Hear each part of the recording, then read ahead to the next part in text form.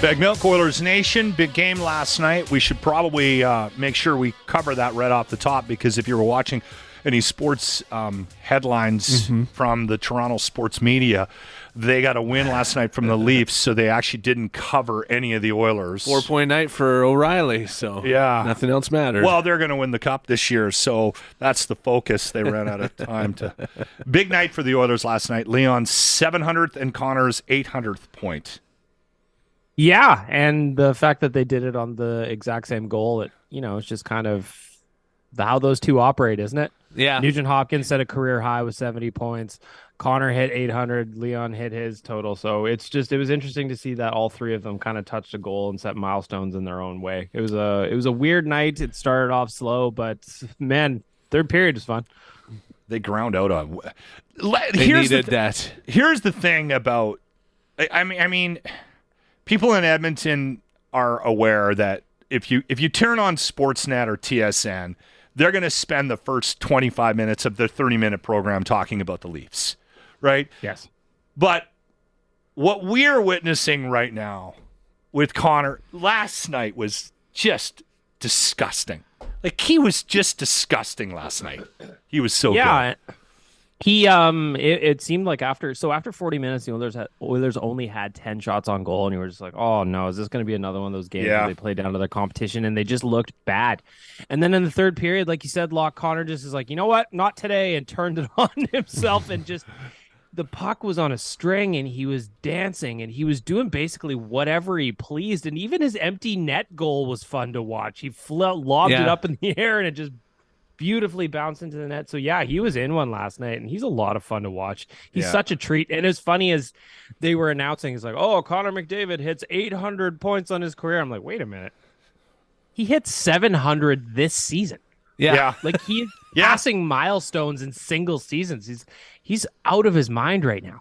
Yeah. I was laughing because I was looking at Oilers Nation on Facebook, and the comments never disappoint, and people were like, commenting after the little string of overtime losses that Connor needs to do more because he's only a +2, and I can't believe he has 100 points and he's only a +2. What a failure!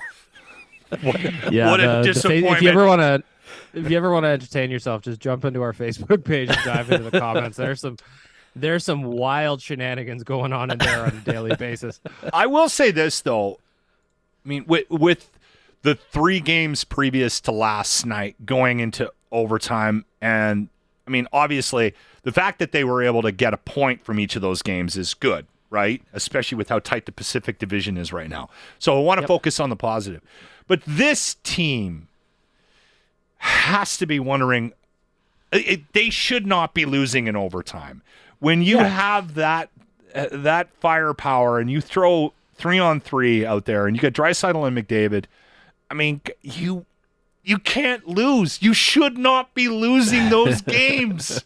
So hard to watch. It was really frustrating, too, because it's not just losing in overtime. The last 2 games against Colorado and New York, there were 3-goal leads, and they blew them. And Colorado was a 2-goal lead in the third period. Like, they have to dial it in. They have to just lock it down a little bit. And losing in overtime, that was 8 straight games that the Oilers have lost when going to the extra time. So they got to figure that out. That used to be a point of strength. I'm waiting for them to lower Clefbaum from the rafters like Sting in the wrestling, Like, we need him. But I don't know what's going on. They need to figure that out. It's almost like it's between their ears at this point. Okay, well, we're finally getting close to the trade deadline. We've been talking about it for 3 months. March 3rd.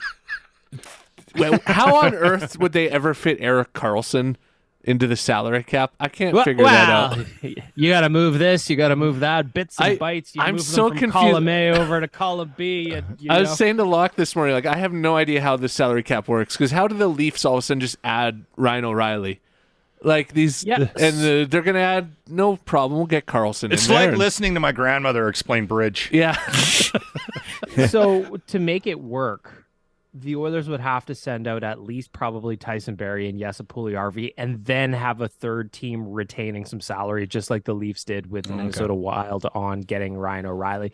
It's doable, but it would be a monster trade for the Oilers because Karlsson still has 4 years left on his deal after this one. So if they actually wanted to make this work, they would need all kinds of moving pieces to fall together. So that's why it's kind of like, I'm treating that one like a lottery ticket where I'm just kind of like fantasizing about how much fun it would be to see Karlsson bombing passes up to McDavid rather than expecting it to actually happen. Because there's so many moving parts, and the Oilers have no cap space, so they would need a third team in. And then what would the third team request to hold some salary? And there's 4 years of it, so how many picks are going out? It's just a monster deal. And as much as I like to dream that it's going to happen, we're probably going to not get anything close to that at the deadline, which is going to anger Oilers fans, and understandably so. Why is Kane sitting on the sidelines? He has he's listed as day-to-day with an upper body injury. So Jason Gregory yesterday on OilersNation.com kind of isolated a couple of his shifts from his last game, and it looks like he gets pinched along the boards or something in kind of like arm rib area, but thankfully it's nothing to do with his wrist that was surgically repaired after the scary thing with the Tampa Bay Lightning. But yeah, hopefully he doesn't take too long to come back, because they don't play the same without him in the lineup. They lose that spiciness, and they need that back. Couple of tough games on the road here. We got Pittsburgh tomorrow night and then Columbus for a matinee matchup on Saturday. Yep. Thoughts?